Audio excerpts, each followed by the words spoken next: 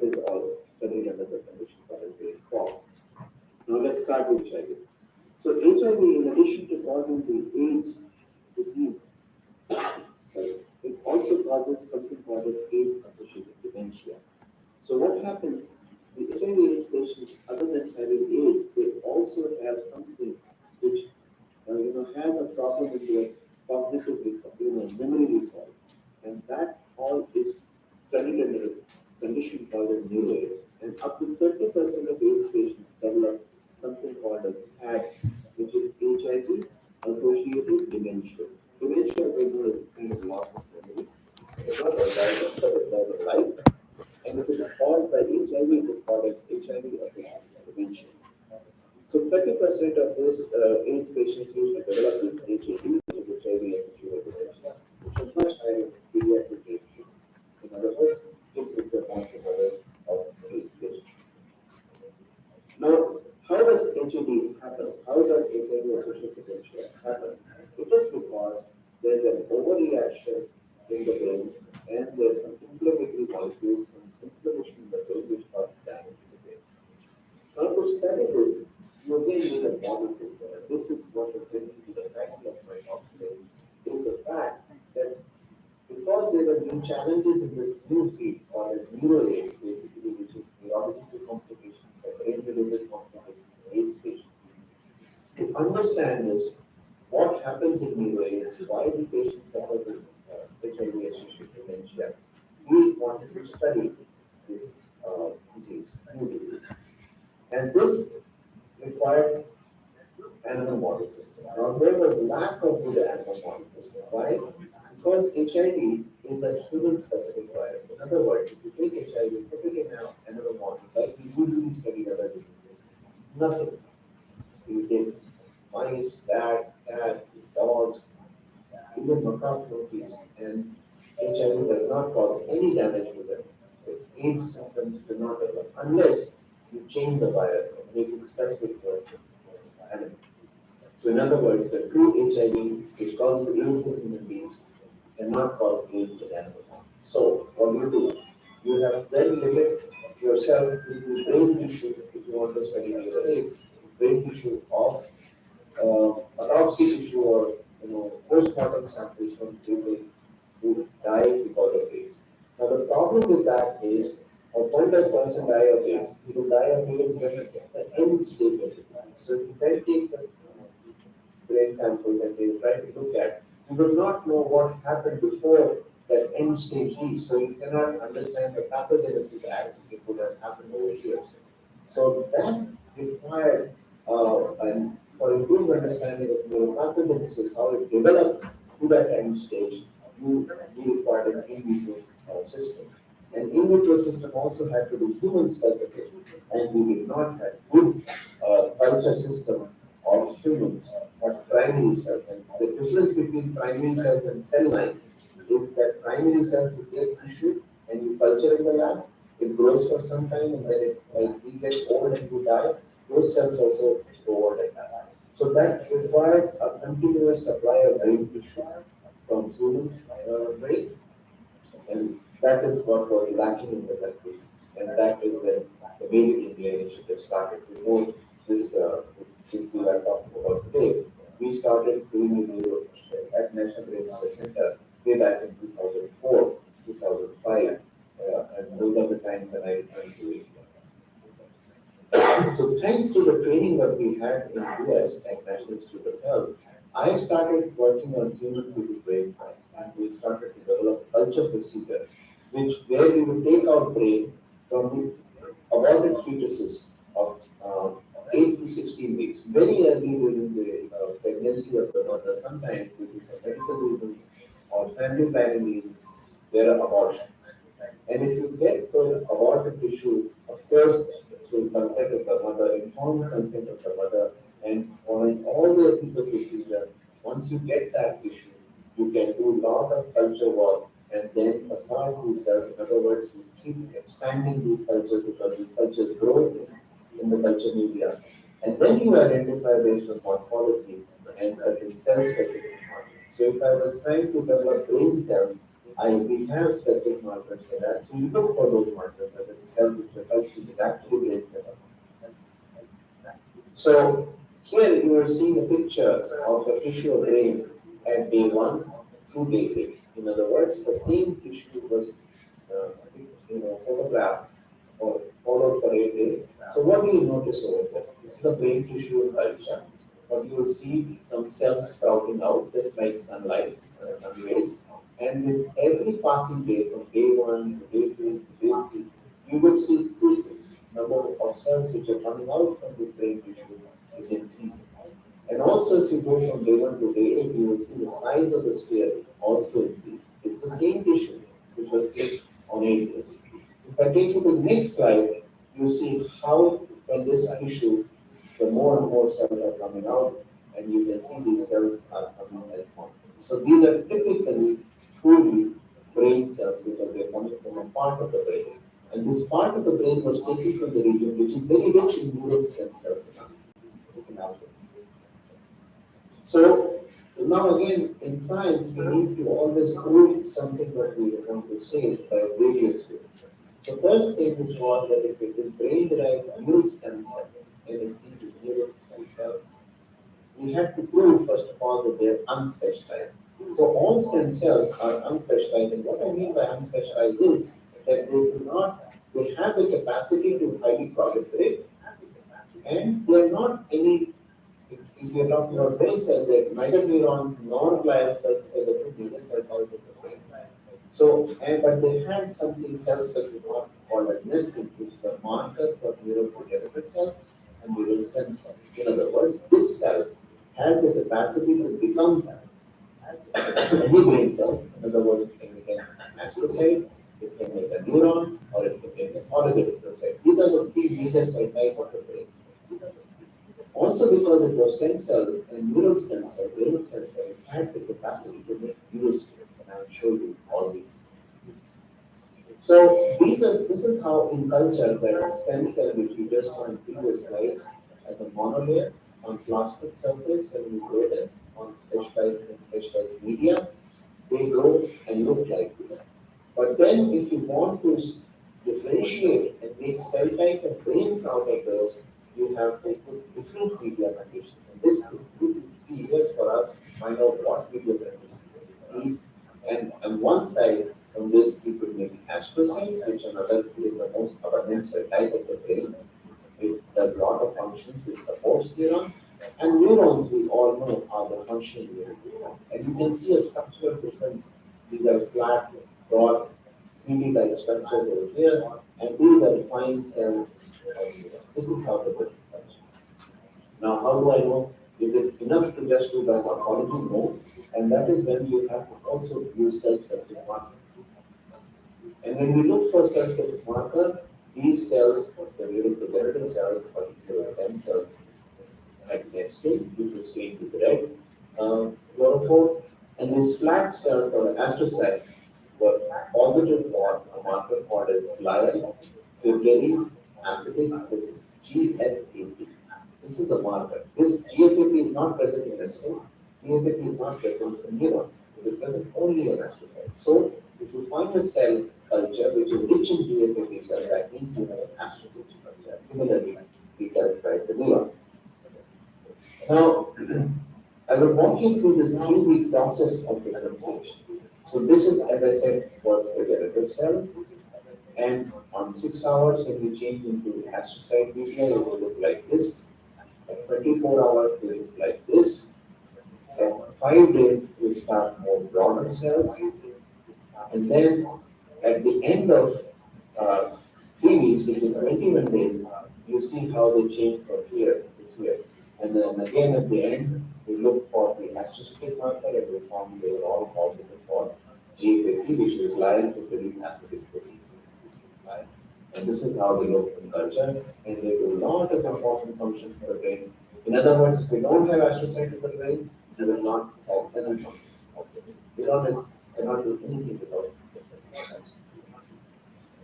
astrocyte. Similarly, if you look at the progenitor cells, if you want to convert them into neurons, this is how they change.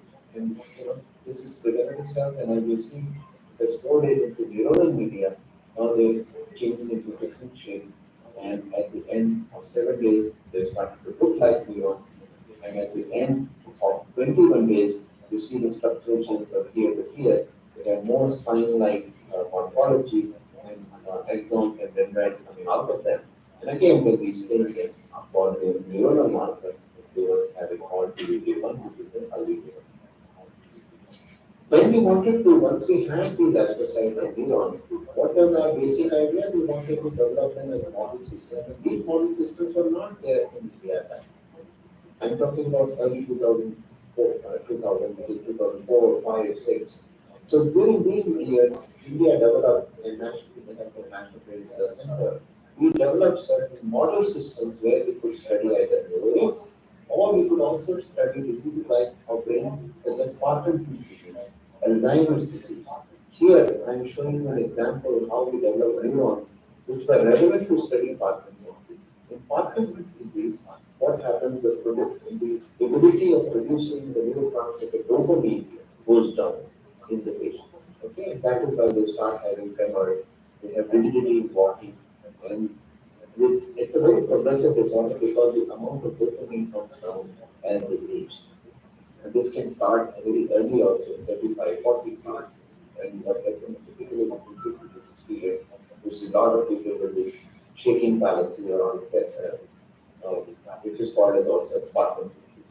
So Parkinson's disease occurs because the neuron, the ability of thyroxine, hydroxylase, or dopamine producing neurons goes down. So if you want to study Parkinson's disease, you need dopamine producing neurons. And that is what exactly we started doing from our neural stem cells, because neural stem cells can make any type of brain cells, any type of neuron.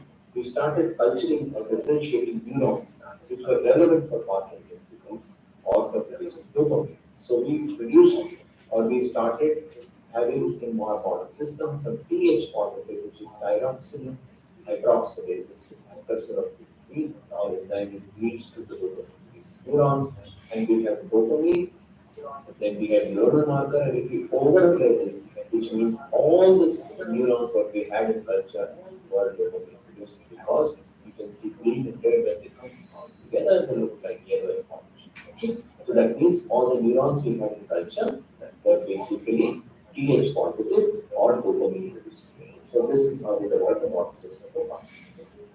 Now because these are neural stem cells and they grow like a sphere, which grows in size with time, we also wanted to see if we can have differentiation of these neurons on these neural stem cells. So this is beautiful pictures. I will tell you more about it. Now I showed you how to make astrocytes out of neural stem cells. And remember, please, these are human cells. They are not animal cells. This is the uniqueness of this culture system, which was made in India starting in 2000. And now we are sharing these cells with a lot of neuroscience, neuro, scientists in the country, and we are known for this, that human research center is known for this. And then because we made astrocytes, we made neurons, we made dopamine producing neurons, and then came a question. A researcher came to us and from Ames and we wanted to study cerebral palsy. And for that we required oligodendrocytes. So then what we did was from the same neural stem cells, we started to change the media conditioning, do a lot of experiments to find out if we could make oligodendrocytes. Now, oligodendrocytes, what are oligodendrocytes? They are type of glial cells which provide a myelin sheath on the axon of the neurons. Now, if you, I will just give you a simile because it's a mixed audience. You have seen electrical wires in house, in our homes. They have a coating, insulated coating over them. So you have a copper wire inside. So that copper wire is kind of, you can make, simulate it or equalize it to the live wire or the axon of the neuron. And then the coating which you have is the myelin sheath, which is provided by the cell like modern. And because most of the neurons are in bundles, so they need a lot of this myelin sheath over them, and that kinds of prevents the short circuit. And this myelin sheath is actually provided by oligodendrocytes. So these neural stem cells will also make oligodendrocytes. Now, what does that mean for research? If you have oligodendrocyte, you can also look at demyelinating diseases. In other words, there are certain diseases such as multiple sclerosis where because of damage to the oligodendrocytes, the myelin sheath, which was insulation on this axon, is demyelinated. It goes away, it wears off. So, if you want to study multiple sclerosis and you have human oligodendrocytes, you should also study multiple. So, I'm trying to tell you how cell-based culture systems are very, very important for research, at least for brain research. Similarly, similar systems could be developed for lung, for gut, for liver, and so on. So we started from human fetal brain derived cells. As I told you, they can grow as monomeres. I had shown a similar picture before. Then they could also grow as spheres. They grow as perfect balls, and I'll just show you a video how they develop these ball-like structures. These are characteristic features of neural cells.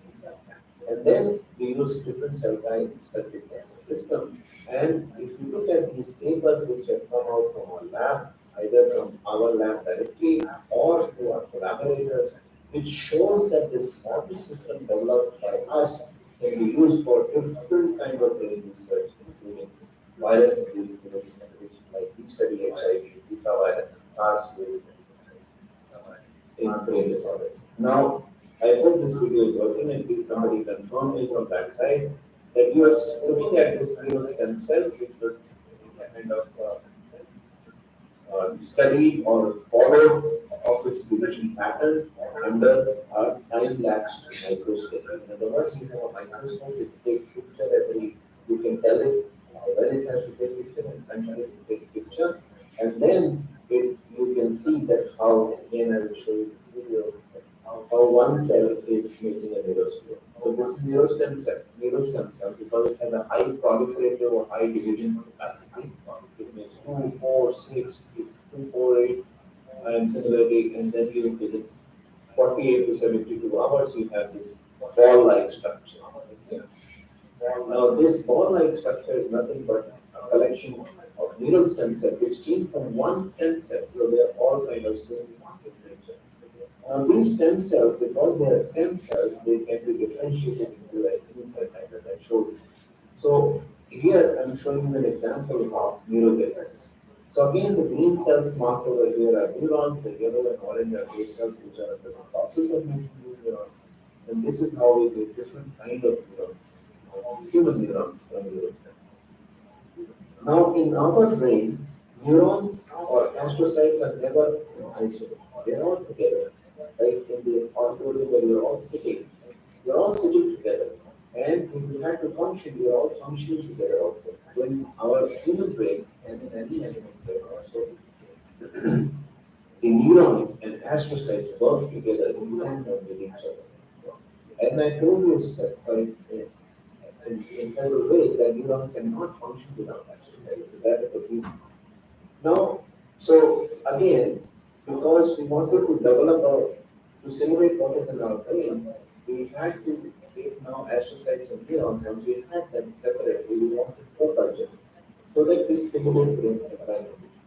Now, in our brain, astrocytes are always more than number of neurons. So we took, like, if you take 100 neurons, you would take 500 or something, or double or triple the number of astrocytes. So we take astrocytes, neurons, and then co-culture.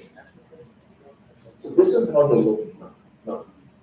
So this spine-like cell, which you see is basically stained green, is neuron, and in the neighboring culture, you are looking at a lot of astrocytes, which are flat and red color. What you would notice is this neuron is trying to extend its processes, its spine-like structures, and it stops only when it finds an astrocyte. It does so because it requires a lot of growth factors from the neuron, from the astrocytes, and astrocytes and neurons function together when they are in close contact with each other.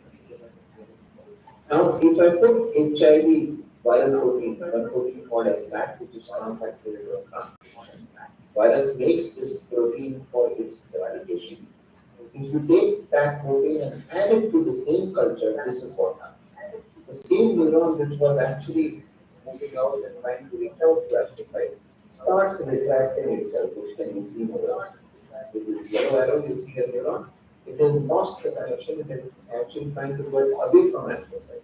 This red cell. This is an astrocyte. This is a neuron. So these connections which are made by neuron actually are reversed and they try to go away from them. Why? Because astrocytes, in the presence of the virus or their viral protein, start making a lot of inflammatory cytokines and chemokines which the neuron don't like and which are harmful for the neuron. So the same friend of neuron, the astrocytes, turns the enemy of the neuron because it gets activated and it starts making certain toxins which are not liked by the neuron. So in other words, if you don't wash off the tap or you don't remove the tap, you can culture this neuron to die. And this is exactly what happens in our brain. Because using this modern system of co-culture and human astrocytes, human neurons and human astrocytes, we found out that this viral protein can cause damage. We figured out how it does. And that is why today now we have some kind of treatment. So now what is the potential of this human neural stem cells? Is that we could study the effect of HIV on stemness, the stem-like function of the neural stem, right? We could study the effect of HIV on neurogenesis, formation of new neurons. We would study the function of HIV on the astrocytes because you have to take protein, put it on the astrocyte, you can find out you can take a live HIV virus and put it in human astrocytes and then you can follow what happens to the astrocytes or as I just showed you the function between uh, astrocyte and neuron, how those connections are broken up or how the crosstalk between the astrocyte and the neuron is affected in the presence of HIV. And we can not only study HIV because it's now human cell type, we could study because we have this modern system which was developed in India at National Brain Research Center. We could then study other viruses such as Zika virus, SARS virus, and some of my friends are also studying Japanese encephalitis virus, West Nile virus, and any kind of it. In fact, you can use this model system to also understand the effect of plant products such as you can take tulsi, you can take gummy, other medicinal plants, and you can find out whether this can act, this model system can act as a test agent, test system for any compound which is good or bad for your cells and we are exposing it. Now, let me give you one more example. You know, head is said to be one of the most important part of our body because if you have a head injury, it's very, very difficult to treat. Although we try to protect our head by helmets, right? Now, similarly, nature has provided this bony skull. And what are we trying to protect? We're trying to protect head, and head has this soft organ, which is a very complex organ, and the most important organ that it has to say because if a person has a brain injury, it is very, very difficult to treat. And that is why nature has provided the bony skull, and even to protect the bony skull, we have these helmets. And what we are trying to protect from outside, from physically, is the brain. Now, inside brain, we have lot of vasculature system, blood cells. Now, brain does not have any immune system of itself. It does not have an immune system because usually it was initially nature thought that whatever infection will come blood and other organs, so they will be treated so that to the immune system will be taken care. And the nature provided a kind of a filter system from the brain, from the blood into the brain by something called as blood-brain barrier. And this is how a cross-section of blood-brain barrier is. So this uh, part of the this is part of the brain. You will see the oligodendrocyte providing a myelin sheath. You are looking at a neuron shown in green over here.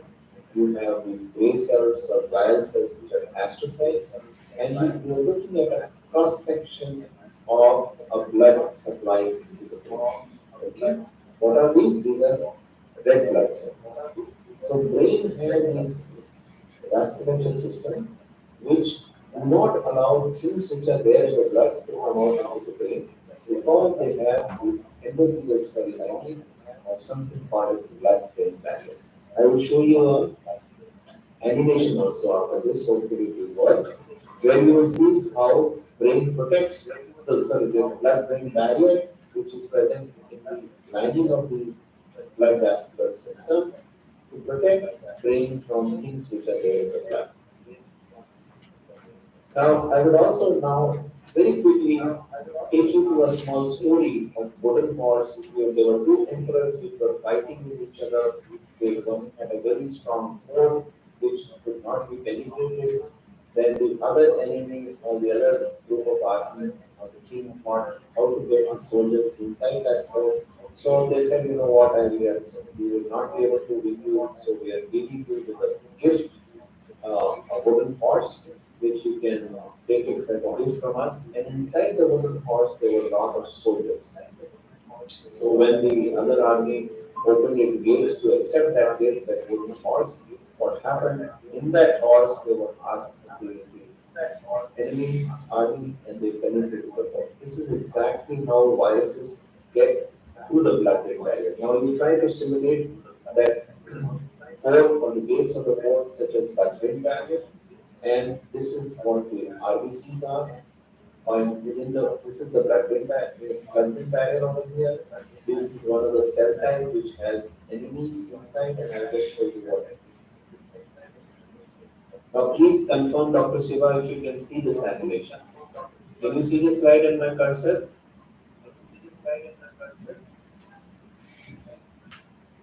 Hello?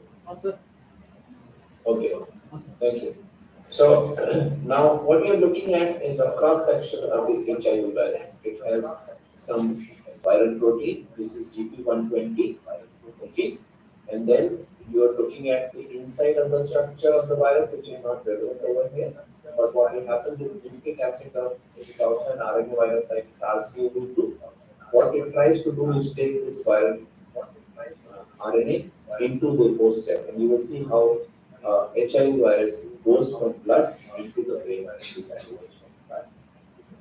So, irrespective of the route of infection by which the HIV gets into the human body, it can be through a bad blood transfusion or heterosexual infection. It gets into the bloodstream. Blood vesicles are also present in the brain, as I showed you. Now I'm showing you another section of that. So this is a blood vasculature. Here you have the RBCs. Here you have a cell type called as monocyte. This is a blood cell type. So this is like a wooden horse. This is the fort. This is the blood-brain barrier. Now, if you can look at this white particle over there, this is the HIV virus. Okay. I don't know if you can see it, but I'm trying to put the cursor over there. And this virus, although it is very small as compared to this blue cell, this cannot pass through the blood-brain barrier, but this cell can pass through the blood-brain barrier. This is the fort. This is the enemy. This is the wooden horse. Now, wooden horse, although it is much bigger than the virus or the cell, this can pass through the blood-brain barrier. Why? Because nature has allowed this blue cell type, which is called as monocyte in the blood, to pass through the blood-brain barrier, because this barrier is a selectively permeable barrier. In other words, it allows some things which are good for the brain. And monocyte is good for the brain because it goes and do a little bit of like a security guard. It will go and check out if everything is fine, if something is wrong, it will take care of it. So monocyte function is that, and that due to which it allows the blood-brain barrier, allows the access out to the brain. But this virus is not good for this brain. So the blood-brain barrier will not allow this virus. But you will see how this virus gets into this monocyte and forms the blood-brain barrier, and the monocyte comes in. So in the next part of the animation, we're looking at an infected monocyte, and you will see how this infected monocyte will pass through this blood-brain barrier. Because this monocyte is allowed to pass through, the blood-brain barrier cannot figure out that it is infected or it has enemy cells. And then it talks to a receptor, and the nucleic acid of the virus gets into the brain. This is how infection of the brain occurs, and the blood-brain barrier, although it is there, it basically allows the brain. And then what happens? It causes damage to the brain cells, because these viruses have a lot of proteins, which results in poor executive functions and poor quality of life of brain species. Now, what happens is, because this virus And this is again where we use the model system to understand how virus is affecting brain cells. So what you saw in the animation was this virus came into the cell, and then what happened into the brain, and then it attacks the neuron. Now, without going into much detail, we will just tell you what all discoveries were made using this made in India human neuroscience. What we did was we looked at in India, usually, although we had a lot of infections of HIV, we did not have that much of HIV as dementia. And the question was why. So we found through this PhD scholar in our lab that due to a mutation in one of the viral protein, the tag protein, which you saw was not good for the neurons. The toxicity of the this strain in India was different. Similarly, we also found out if HIV tag on the HIV virus has any effect on the growth of these neurotransmitters. And later on, we also found out why the growth of neurostem cells was affected. This work was done by another graduate student. And I'm not going into the scientific details of this, and we'll be happy to give another talk if required at some time. We figured out how different microRNAs or different genes of neurostem cells are affected by birth. And the story goes on. Using the astrocytes, neuron co-culture system, we made more discoveries and figured out how there's a huge ATP release which causes damage and so on. Okay. So using this astrocytes, neurons, neural stem cells which were developed by this model system in India at National Brain Research Center, we could figure out how HIV causes damage. And then comes the microcephaly. I told you of the condition that if the mothers are infected in the first 3 months of their pregnancy, this is the normal head size of a baby, which is usually measured also during ultrasound when the mothers are pregnant or during the pregnancy. But if at the turn of at the time of birth, this is the normal head size and this is the microcephaly. You can see this difference. This is the normal head size and this. And the outcome of these infants is very, very bad. They will not have a normal life because their brains are not developed, their head is not developed. So this was a major problem, and people wanted to know why microcephaly. So this is where exactly we used the model system developed at National Brain Research Center to understand what happens and why normal growth of the head is affected by HIV virus. Now, as I showed you, these are some pictures of the microcephaly cases, and you see these cases. Many of them die at the birth because they cannot respirate properly or they cannot function properly. But those who survive also have a very poor outcome. That is that person. What we found was that one of the viral protein of the Zika virus, if you put it in culture and you that other picture which I showed you, this is without the viral protein and this is with the viral. You can anyone can make even a non-scientist can make a difference between these two pictures. And what you see over here you look at the growth of the neurons, okay, and growth of the neurons. In the presence of one of the viral protein, which is the envelope protein of this virus, you can see that this growth of these cells is stunted, is blocked, is affected, almost half of it. And that is why what happens when the brain is developing in the first trimester, because the virus is there, the viral proteins are also there, and they do not allow the growth of the brain. And that is why we have this. So the take home message of these two viruses is that HIV traffics into the brain, gets into the brain, and causes memory recall problems because the viral proteins kill the brain cells. And the brain cells we use were again from the human neurostem cell model system, from which we use astrocytes and neurons. And Zika virus also causes microcephaly because of effects. Now, very quickly, in 5 minutes, I will tell you how brain fog is affected. This is very relevant to the current situation of COVID-19 patients, and I'm sure in your families, with your friends, you will find that there are a lot of people who had COVID are now having some difficulty in their cognitive ability, in their mental function, and their ability to focus, and their ability to think and strategize. And this is very, very huge because around 40 to 50% of non-COVID patients, long COVID means patients, COVID-19 patients, long to recover. they may have been hospitalized, their oxygen level might have gone down a lot, and they have some condition of this called as brain fog. Now, very early, look at this paper. This came in 2020. The COVID-19 problem started in March, when the lockdown started, early 2020. When everybody was saying that SARS-CoV-2 is a lung virus or a respiratory virus, we came up with this idea to tell the world that no, it is more than a respiratory virus. It also has potential to cause brain disease. And why we were saying so? Because at that time, there were problems of sense of smell, sense of taste. There were a lot of stroke patients which suddenly increased. There were meningitis and other brain functions were being affected in COVID-19.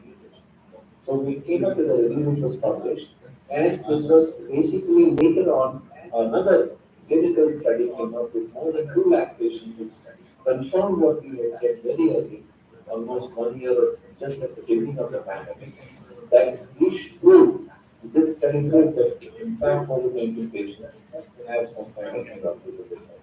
So how does it get into the brain? Since it's a droplet infection, that is why you wear mask. It can get into the nasal passage and into the sense of smell. The neurons which help you in smelling, they can get into the brain, infect these neurons, all the support cells and get into the brain directly. Because this part of the brain does not have this wood does not have the blood-brain barrier. So there's a free access of the virus. This is one way you can get. Of course, second is the blood-brain barrier, which is shown over here. This is blood side, this is brain side. When you have cytokine storm, the IL-6, the CRP, which you have measured 4 times, when there's huge inflammation in the blood-brain barrier just opens up. It becomes loose and the virus can get in. Then you also have diarrheal symptoms. So there's a connection between gut and the brain, which is the nervous system, which is there. Again, this lining is disrupted during COVID-19 infections, SARS infection, and the virus is getting into the gut. And so to study this again, in vitro model system study part of human origin, we use our model system, and we are also studying some post-mortem studies, and we have now also started something called as human-induced pluripotent stem cell biology, which is shown. So at National Clinical Center, we have neural stem cells derived from brain.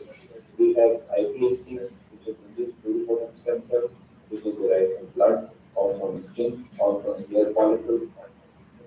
And so we have developed a platform, this is the last slide, which is basically showing you that the neural stem cells can go as a monolayer culture, as one layer on the cell. They can go as neurosphere, which I showed you in that video, as 3D cultures. We can go them as co-cultures, but astrocytes and neurons, exactly how it is there in the brain. And we do not have collaborations because of this modern system, which we are very happy to share with Indian neuroscientists to be Atmanirbhar, so that our neuroscientists can also work like they would work. And I'll tell you that this model system which is developed in NBRC is right now, we were the first one, and now we will help teams also to develop this now. And even in the world, these primary cultures of neural stem cells, you will find a lot of cell lines of neural stem cells, but primary cultures of neural stem cells derived from brain is a very few countries or very few labs around the world. With that, I would like to just come to the conclusion side. That we have developed several lines of human brain derived from recursive cells to stem cells. We are seeing their unique resource for the neuroscience community in India. We have well standardized methods to derive different brain cell types from these neural stem cells because they have ability to differentiate into different cell types. And this cell culture system gives us ability to study different brain disorders because these are human brain cells. So we can study the human brain disorders. With that, thank you very much for the opportunity. And if there are any questions, I'll be happy to answer them.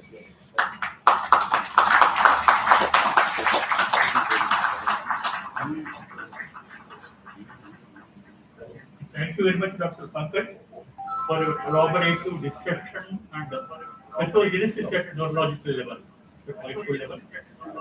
It's a related HIV and SARS-CoV-2 and HIV. Thank you very much for your.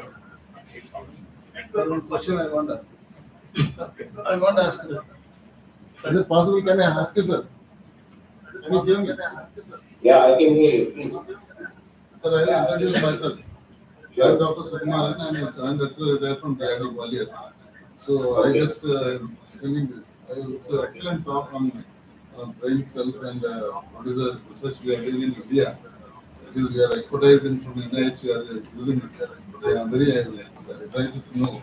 And this I'd like to ask one, sir. Sir, you said COVID-19 patients people disturbed in brain disturbance is there.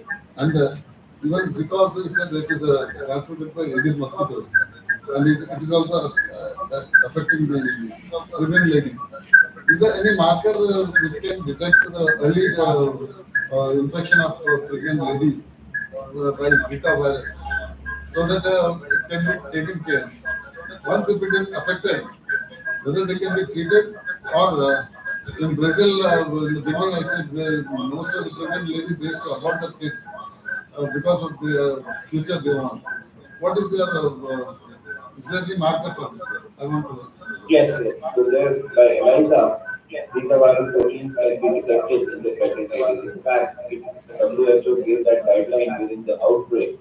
All the pregnant women are like they are screened for HIV, they were also screened for Zika virus for the same reason. If they have Zika virus infection in their first trimester, and this is very interesting, Dr. Siva, that if the infection occurs at a later stage, after 3 months or 6 months or towards the end stage, then the microcephaly does not happen. Then you don't have to worry.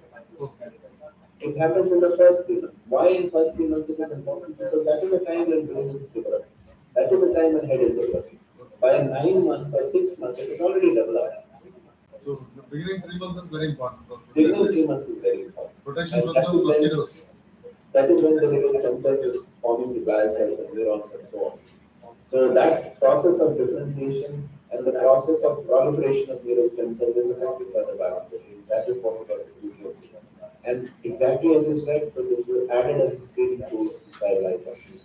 So you said that this change in infection, whether this infected lady, the early infection or whether it is in the after some time, whether when they become any pregnant, whether it is 100% they will get affected, kids brain In HIV, I say it is.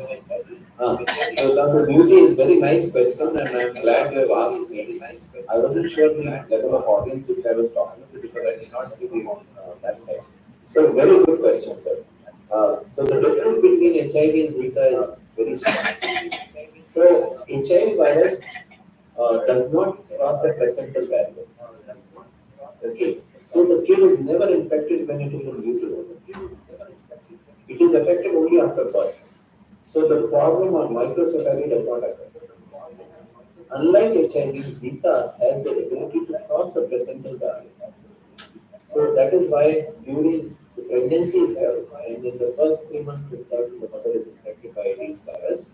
The virus can get into the body of the infant, of the developing fetus in the uterus, and that is when it also crosses the blood-brain barrier, goes into the brain, and affects the growth. Interestingly, no other organ is affected in Zika virus, but brain is affected, head is affected. So that also tells you the tropism, the liking of this virus, and that is why it falls in the category of neurotropic virus. It is a neurotropic virus that prefers to go to the brain. And what about the COVID-19 you say, sir? COVID-19 is much more interesting. So we really don't know many kind of studies are still in progress whether the mothers which are not affected during their pregnancies, what is the outcome? There was some increase in abortion cases, stillbirth in some mothers, but usually there's not very clear verdict whether the SARS-CoV-2 is affecting the brain of the infant. But it is affecting the brain of the adults. Normally, normally say if the COVID patients they lose the kind of mental disturbance or something like that, memory or something like that. It is for everybody, isn't it? Yeah, that's why I said. So there is a big distinction between the mental problem and the neurological problem. Mental problem is psychosis. You know that when you're in the ICU, when you don't see anybody of your own, everybody, even if your doctor is coming, you can't recognize they are all coming in jumper suits. A lot of people have suicidal tendency. that I will die, what will happen to my family. So that is psychosis. But neurological problem is if you like if I had COVID and I or recovered if I was taking a science paper and reading it in 1 hour, now it takes me 3-4 hours to understand the same thing. So that ability, cognitive ability and the mental recalls have fallen in the COVID-19 patients. And we are trying to understand why is that happening? What type of brain cells are affected? How are they affected? And I did not show the data because it was very preliminary. And so I can come and talk about this another day. Thank you so much, sir. Actually, we are all students from Andaman. They are listening to your lecture. If anybody is very nice, interested, I very can nice. ask them to any questions. Any questions, please come to the podium because I Please, will not please, be if able- anybody wants, they can come to the podium. And yes, please come. You have to come because only here you can see and you can ask my questions. Please come first. It can be any question, please do Yes, not. yes, they should ask.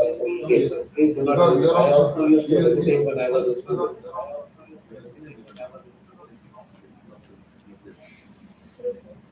I, Talk loudly. Thank you for this presentation, sir. जोर से बोलो ना जोर से नहीं बोलो। सुन रहा सुनाई दे रहा, सुनाई दे रहा. I can Talk hear you. loudly. Sir, actually, I wanted to Please, the ask mic, that I recently studied that in schools for USA, they have seen some like patterns where before COVID, the toddlers, in the age of 3 to 5, they had some great brain development. But they are saying because of this COVID and they are not able to go to school, they are not going to interact, and also other curricular activities they are not going to participate, the toddlers. So it's affecting their brain development. So Yes. what's your to say on this? It is very correct. It is definitely affecting the brain function. And I'll give you an example. If you have a single kid in a family versus if you have 2-3 kids in the family, even pre-COVID, the developmental patterns are different because the interaction of human beings is very, very, very important. Okay, so even if people were not able to meet each other during lockdown, they were having some kind of mental health issue. And if these developing kids, when they have to learn how to walk, how to talk, how to play, and during lockdown between 3 to 5 years, then they were not able to do all that. Their brain growth is different.